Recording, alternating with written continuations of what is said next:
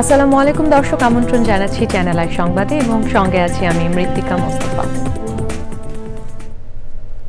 বিস্তারিত সংবাদে শুরুতেই জানিয়ে দিচ্ছি ফ্রেশ আটা, ময়দা, সুজি সংবাদ শিরোনামগুলো। প্রধান উপদেষ্টা প্রফেসর মোহাম্মদ ইউনূস ও তারেক রহমানের বৈঠক শুরু হচ্ছে লন্ডনে, ফলপ্রসূ হবে বলে বিএনপির প্রত্যাশা। কিংস তৃতীয় চার্লস হারমোনি অ্যাওয়ার্ডে ভূষিত প্রধান উপদেষ্টা, দেশের সংস্কার সহ নানা কার্যক্রম নিয়ে ব্রিটিশ রাজার সঙ্গে আলোচনা। জুলাই মাসের মধ্যে নিবন্ধন পেতে এনসিপির সাংগঠনিক কার্যক্রম জোরদার, গঠনতন্ত্র প্রতীক সহ আনুষঙ্গিক সব বিষয় প্রায় চূড়ান্ত। ঈদুল আজহার ছুটি শেষে ঢাকায় ফিরছে নগরবাসী, যাত্রায় ভোগান্তি থাকলেও লম্বা ছুটিতে ভালো সময় উপভোগের অভিজ্ঞতা।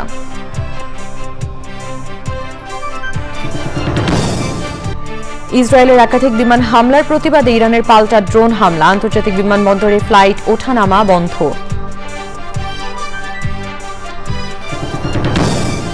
এবং ভারতের আহমেদাবাদ বিমান দুর্ঘটনায় নিহতের সংখ্যা বেড়ে প্রায় ৩০০, অলৌকিকভাবে বেঁচে যাওয়া এক যাত্রীকে নিয়ে আলোচনা।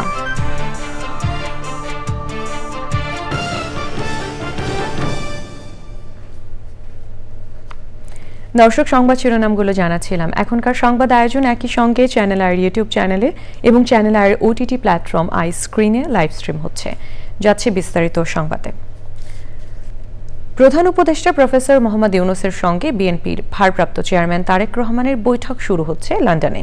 বৈঠকটিতে নানা কারণেই বহুল প্রতীক্ষিত ও গুরুত্বপূর্ণ হিসেবে বিবেচনা করা হচ্ছে। এর মধ্য দিয়ে দেশের রাজনৈতিক পরিস্থিতিতে ইতিবাচক ও তাৎপর্যময় পরিবর্তন আসতে পারে বলে এরই মধ্যে মন্তব্য করেছেন বিশ্লেষকরা। লন্ডনের পার্ক লেন হোটেল ডোরচেস্টারে বৈঠকের উদ্দেশ্য বাংলাদেশ সময় দুপুর ১টায় তারেক রহমানের বাসা থেকে বের হন।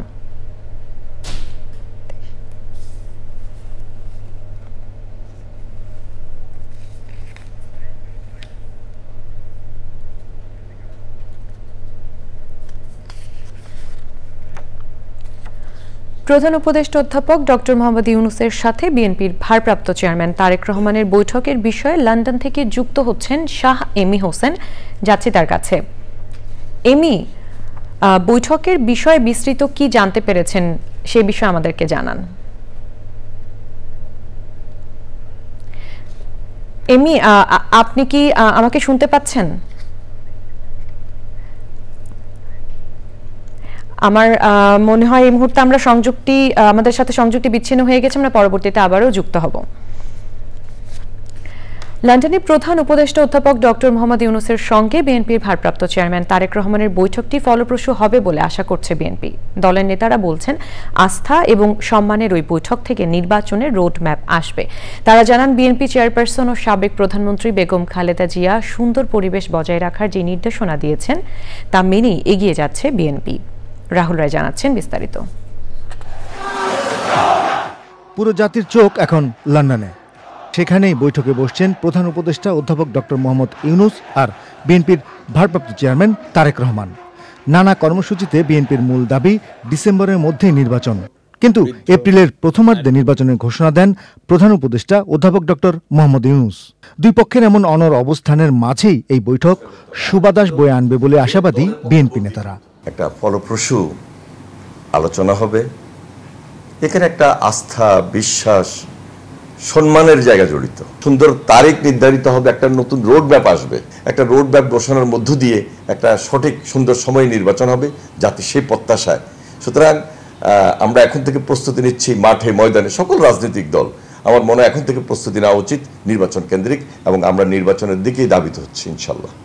ঈদের দিন সাবেক প্রধানমন্ত্রী ও বিএনপি চেয়ারপারসন বেগম খালেদা জিয়ার সঙ্গে তার গুলশান বাসভবনে শুভেচ্ছা বিনিময় করেছেন বিএনপি মহাসচিব সহ সিনিয়র নেতারা। সেখানে কিছু নির্দেশনা দেন তিনি। এমনকি এই বৈঠকের অন্তরালে বেগম জিয়া, এমন খবরও আসে গণমাধ্যমে। বিএনপি নেতারাও জানালেন তার পরামর্শের কথা। উনি যেটা বলছেন যে নির্বাচন নিয়ে অনেক বাধা আসবে, এখান থেকে বুঝতে হবে বিষয়টা, সেগুলোই ঠান্ডা মাথায় হ্যান্ডেল করতে হবে। তার অভিজ্ঞতার আলোকে তিনি যে পরামর্শ দিয়েছেন, আমরা সেই পরামর্শের ভিত্তিতে বাংলাদেশ জাতীয়তাবাদী দল এখন পর্যন্ত তার নেতৃত্বে আমরা এক এবং ঐক্যবদ্ধ, এবং আমাদের ভারপ্রাপ্ত চেয়ারম্যান প্রতিটা আলাপ আলোচনা কথাবার্তায় তার মা ওনার সঙ্গে আলোচনা করে বা বিএনপি চেয়ারপারসন হিসেবে ওনার সঙ্গে আলোচনা করে যে কোনো সিদ্ধান্ত নেন, এবং সিদ্ধান্ত নেওয়ার ক্ষেত্রে তিনি গুরুত্বপূর্ণ ভূমিকা সবসময় পালন করেছেন এবং কখনো ভুল করেন নাই। আমরা বিশ্বাস করি দেশনেত্রী বেগম খালেদা জিয়া এবং তারেক রহমানের নেতৃত্বে পুরো জাতি আমরা একটা সম্মানের জায়গায় থাকব। বিএনপি নেতারা বলছেন সুন্দর একটি পরিবেশে নির্বাচন চান তারা। রাহুল রায়, চ্যানেল আই, ঢাকা। প্রধান উপদেষ্টা অধ্যাপক ডক্টর মোহাম্মদ ইউনূস ব্রিটেনের মর্যাদাপূর্ণ পুরস্কার কিংস তৃতীয় চার্লস হারমনি অ্যাওয়ার্ড গ্রহণ করেছেন। অ্যাওয়ার্ড গ্রহণের আগে রাজা তৃতীয় চার্লসের সঙ্গে একান্ত বৈঠক করেন তিনি।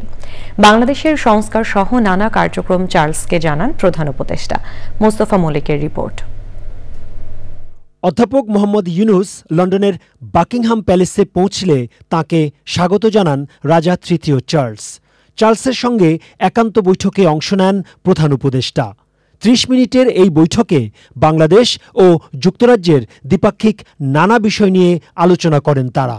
একটা প্রাইভেট মিটিং ছিল, এটা ওনারা দুইজনই ছিলেন ওই মিটিংয়ে, এবং সেই মিটিংয়ে বাংলাদেশের যে একটা বড় রকমের একটা যে ট্রানজিশন হচ্ছে সেগুলো নিয়ে কথা হয়েছে।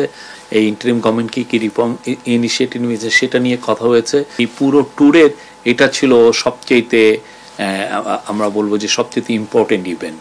এরপর লন্ডনে সেন্ট জেমস প্যালেসের মর্যাদাপূর্ণ কিংস চার্লস হারমনি অ্যাওয়ার্ড গ্রহণ করেন প্রধান উপদেষ্টা। ব্রিটিশ রাজা তৃতীয় চার্লস প্রধান উপদেষ্টার হাতে পুরস্কার তুলে দেন। অ্যাওয়ার্ডটা একটা রেয়ার অনার ওনার জন্য। বাংলাদেশের কনটেক্সটে এই সময়ে এইটা একটা বড় স্বীকৃতি। বাংলাদেশের মানুষ, পুরো বাংলাদেশের জন্য এটা একটা বড় লাইফ লং যে উনি যেই কাজগুলো করেছেন, যেমন ধরেন মাইক্রো ক্রেডিট পায়োনিয়ারিং করা, এবং মাইক্রো ক্রেডিট যে পুরো বিশ্বে একটা বড় রকমের একটা টুল এই ইয়েকে অ্যাড্রেস করার জন্য, পোভার্টিকে কমব্যাট করার জন্য, সেটা একটা ওনার। তারপর উনি সোশ্যাল বিজনেস প্লাস হচ্ছে উনি 3.0 নিয়ে কাজ করেছেন। তো কিং চার্লস এই ওনার যে পুরো যে লাইফ লং যে ডেডিকেশন মানুষের জন্য, মানুষের মঙ্গলার্থে যে কাজগুলো উনি করেছেন, তারই স্বীকৃত king Charles the third harmony award. বুধবার চ্যাথাম হাউসে মূল বক্তা হিসেবে নীতি সংলাপে অংশ নেন অধ্যাপক ইউনূস। ব্রিটিশ ও আন্তর্জাতিক কূটনীতিক, গবেষক এবং গণমাধ্যম কর্মীদের উপস্থিতিতে নানা প্রশ্নের উত্তর দেন তিনি। সংলাপে অধ্যাপক ইউনূস জানান, নির্বাচন দিয়ে নতুন সরকারের কাছে ক্ষমতা হস্তান্তরই তার সরকারের অন্যতম কাজ।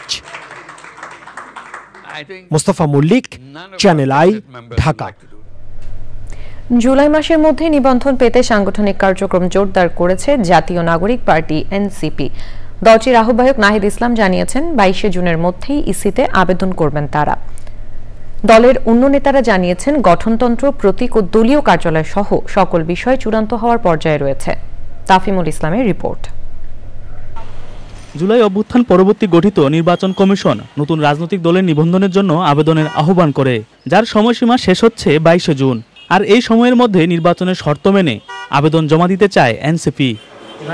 এনসিপি নেতারা জানিয়েছেন দলের গঠনতন্ত্র এমনভাবে সাজানো হয়েছে যাতে ব্যক্তি ও পরিবারতন্ত্র গড়ে না ওঠে। একই সাথে জুলাইয়ের মধ্যে নিবন্ধন পেতে বেশ জোর সাংগঠনিক কার্যক্রম চালাচ্ছেন তারা।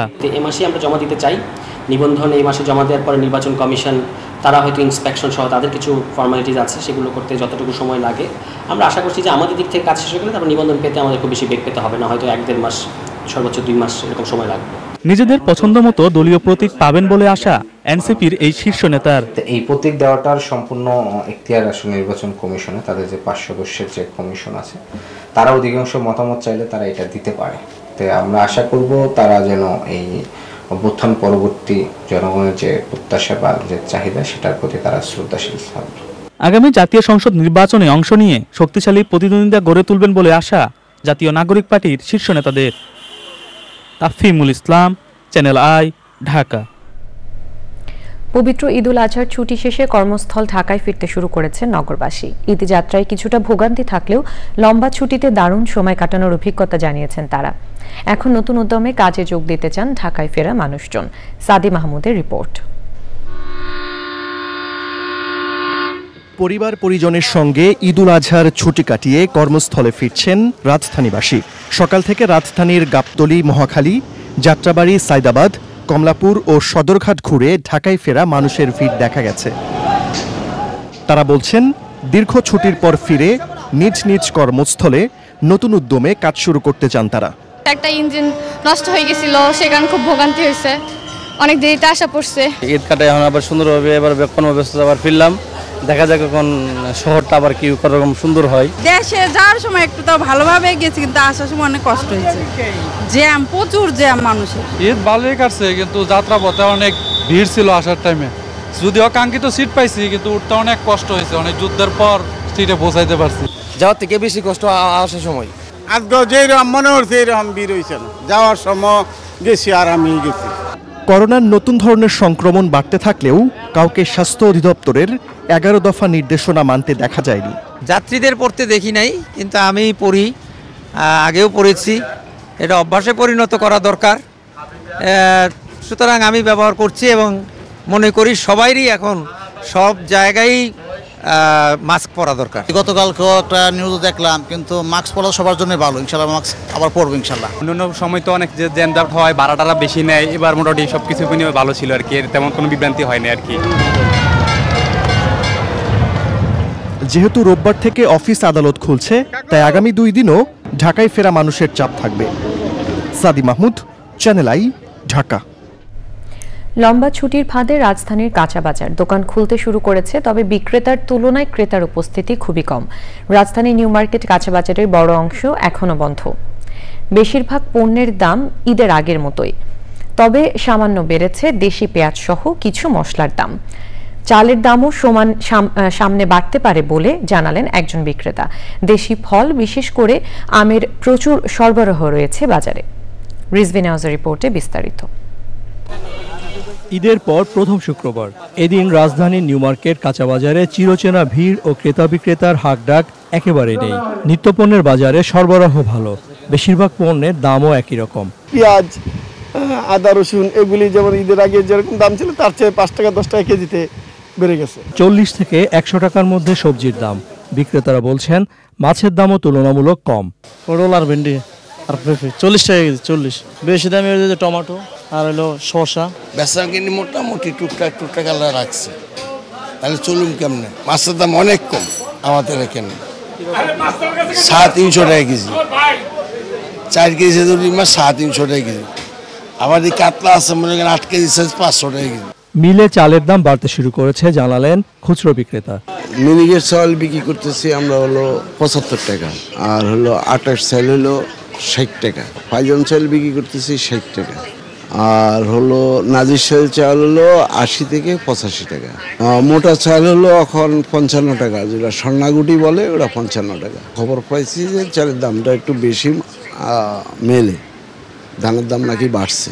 বাজারে হিমসাগর, ল্যাংড়া, আম্রপালি সহ বিভিন্ন জাতের রসালো আম মিলছে, দামও কম। এগুলো 120, 110 এরকম আর কি। হিমসাগর আপনার ওই যে আম্রপালি দাম 200, লেচু 550, 500। ডিম এবং মুরগি দুটোরই দাম ঈদের আগের তুলনায় কম। সোনালী জাতের মুরগি বিক্রি হচ্ছে 280 টাকা করে, আর ডিমের ডজন 120 টাকা। Rizvi Newaz, channel I, Dhaka. মধ্যরাতে ইরানের একাধিক পারমাণবিক ও সামরিক স্থাপনা লক্ষ্য করে ইসরায়েলি বিমান হামলার প্রতিবাদে পাল্টা হামলা চালিয়েছে ইরান। ওই পাল্টা হামলা চালাতে ভারতের গুজরাটের আহমেদাবাদে ভয়াবহ বিমান দুর্ঘটনায় প্রায় 300 জন নিহত হয়েছেন। বিমানে থাকা 242 আরোহীর মধ্যে 241 জনই নিহত হয়েছেন। বিমানটি যে মেডিকেল কলেজের ছাত্রাবাসে বিধ্বস্ত হয়েছিল সেখানে 50 জনের বেশি মানুষ মারা গেছেন, তবে অলৌকিকভাবে বেঁচে গেছেন ফ্লাইটের এক যাত্রী।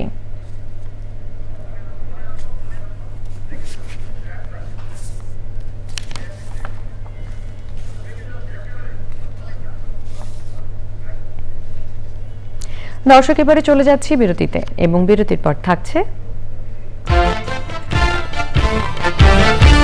এক বছরে দলকে কাঙ্ক্ষিত লক্ষ্যে নিয়ে যেতে চান বাংলাদেশের নতুন ওয়ানডে অধিনায়ক মেহেদী মিরাজ। শ্রীলঙ্কার বিপক্ষে ওয়ানডে সিরিজ জয়ের লক্ষ্য।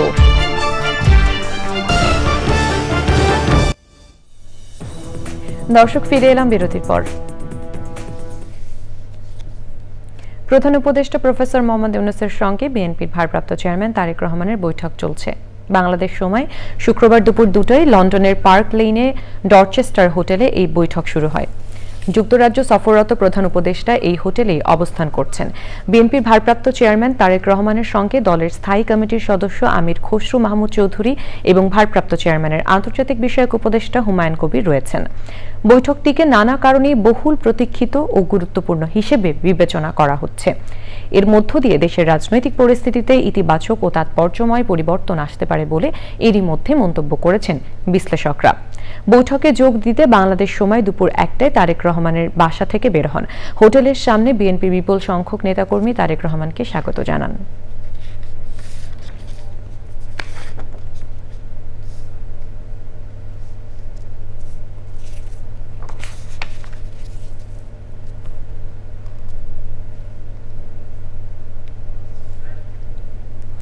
এবারে ঈদুল আজহায় মোট 6টি চলচ্চিত্র মুক্তি পেয়েছে। প্রেক্ষাগৃহে ভিড় করছেন সিনেমা প্রেমী মানুষ।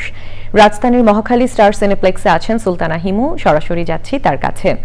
হিমু, ঈদের চলচ্চিত্র উপভোগ করতে দর্শকদের আগ্রহ কেমন দেখছেন?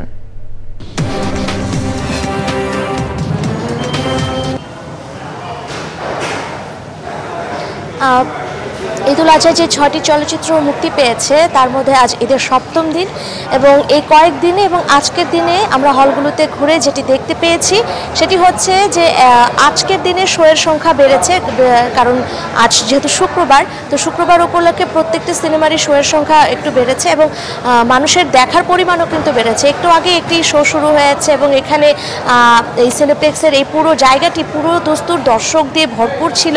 এখন শো শুরু হওয়ার কারণে এই মুহূর্তে আমরা আসলে কোনো দর্শক দেখতে পাচ্ছি না, তবে গত 6 দিনের তুলনায় আজকে দর্শকের সংখ্যা হলগুলোতে সবচেয়ে বেশি এবং 6টি সিনেমার মধ্যে এখনও পর্যন্ত এগিয়ে রয়েছে শাকিব খান অভিনীত চলচ্চিত্র তাণ্ডব, যেটি 133টির মতো হলে এখনও পর্যন্ত চলছে এবং শোয়ের সংখ্যার দিক থেকেও এটি বেশি। এবং দ্বিতীয় অবস্থানে রয়েছে নীলচক্র এবং এরপরে রয়েছে এশা মার্ডার, ইনসাফ রয়েছে, উৎসব রয়েছে। উৎসব চলচ্চিত্রটিও কিন্তু দর্শক বেশ স্বাচ্ছন্দ্যে গ্রহণ করেছেন, কারণ সেখানে 90 দশকের যারা জনপ্রিয় অভিনয়শিল্পী রয়েছেন তারা কিন্তু এখানে অভিনয় করেছেন এবং গল্প, নির্মাণ শৈলী, গান এবং সবকিছু মিলে আসলে বাংলা যে 6টি সিনেমা এবার ঈদে মুক্তি পেয়েছে সেগুলোকে ঘিরেই কিন্তু দর্শকদের আগ্রহ সবচাইতে বেশি এবং তারকারাও কিন্তু কম নয়, তারাও কিন্তু প্রত্যেক দিন বিভিন্ন হলে, সিঙ্গেল স্ক্রিন, মাল্টিপ্লেক্স সব জায়গায় ছুটে বেড়াচ্ছেন, দর্শকদের সঙ্গে কথা বলছেন, তাদের সঙ্গে আনন্দকে ভাগাভাগি করে নিচ্ছেন।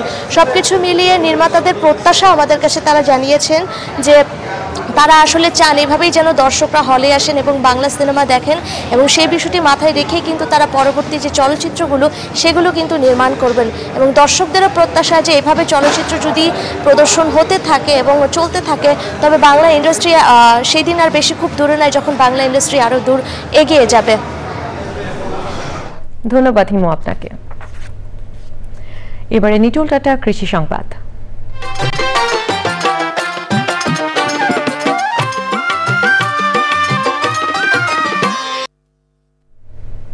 মেহেরপুরের গাংনীর জুগিন্দা গ্রামের প্রবাস ফেরত যুবক দেলাওয়ার হোসেন আঙ্গুর চাষ করে সফল হয়েছেন। কৃষকের মাঝে ব্যাপক সাড়া জাগিয়েছে তার এই আঙ্গুর বাগান।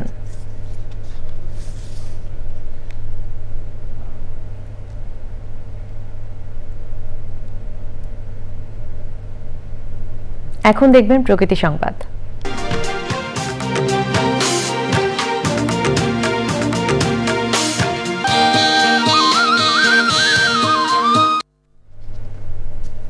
খাগড়াছড়ি পর্যটনে নতুন করে যুক্ত হয়েছে অস্ট্রেলিয়ার জাকারান্ডা ফুল। অত্যন্ত সৌন্দর্যময় ফুল এটি। এই রঙিন উপস্থিতি বসন্ত ও গ্রীষ্মের সংযোগকালে প্রকৃতিকে বৈচিত্র্যময় বার্তা দেয়। আলোটিলা পাহাড়ের দুপাশে শোভাবর্ধন করেছে জাকারান্ডা ফুল।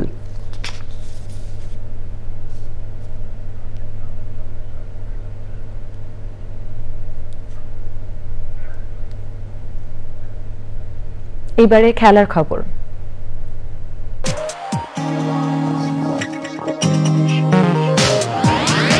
জন্য মিরাজকে ওয়ানডে অধিনায়ক হিসেবে ঘোষণা করে বিসিবি। আনুষ্ঠানিক সংবাদ সম্মেলনে মিরাজ জানিয়েছেন খারাপ সময়ের মধ্য দিয়ে বাংলাদেশ দলকে নতুন আদলে তৈরি করতে চান তিনি।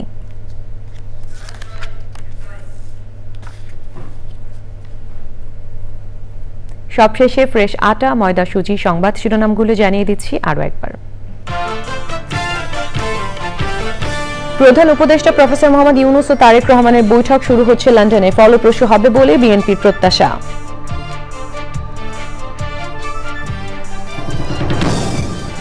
কিংস তৃতীয় চার্লস হারমোনি অ্যাওয়ার্ডে ভূষিত প্রধান উপদেষ্টা, দেশের সংস্কার সহ নানা কার্যক্রম নিয়ে ব্রিটিশ রাজার সঙ্গে আলোচনা। জুলাই মাসের মধ্যে নিবন্ধন পেতে এনসিপির সাংগঠনিক কার্যক্রম জোরদার, গঠনতন্ত্র প্রতীক সহ আনুষঙ্গিক সব বিষয় প্রায় চূড়ান্ত। ঈদুল আজহার ছুটি শেষে ঢাকায় ফিরছে নগরবাসী, যাত্রায় ভোগান্তি থাকলেও লম্বা ছুটিতে ভালো সময় উপভোগের অভিজ্ঞতা।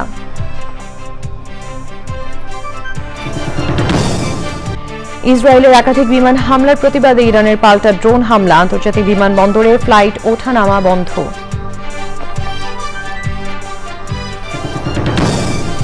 এবং ভারতের আহমেদাবাদ বিমান দুর্ঘটনায় নিহতের সংখ্যা বেড়ে প্রায় ৩০০, অলৌকিকভাবে বেঁচে যাওয়া এক যাত্রীকে নিয়ে আলোচনা।